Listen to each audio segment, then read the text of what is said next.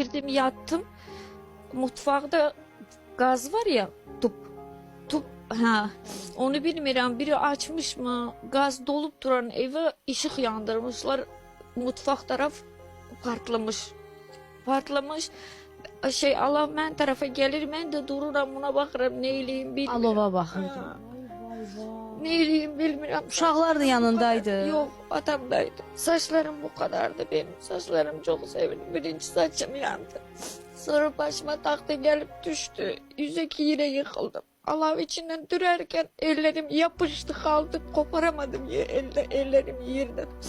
Ellerimin sümükleri kalmıştı. Et beti yoktu bu ameliyat. Ola iyileşti. Artık hiçbir şeyim de kalmadı satacağım. Ne zaman, neçə dəfə əməliyyat oldun? 10 dəfə. kere. 10 kere. 2 kere kalbim durmadı. Yox, mən atmarım, mən uşağımın anası, mən tıp bilənlər bilir, mən özümə görə nə qədər imkanım olub, hər şeyimi satmışam, torpağımı, maşınımı, nə deyim sənə. Ha, sevirəm, uşağımın anası, xanlıdır. Ben seviyorum. Yine de can vermek lazım olsa vereceğim yine de. Onun üçün. Aman Allah.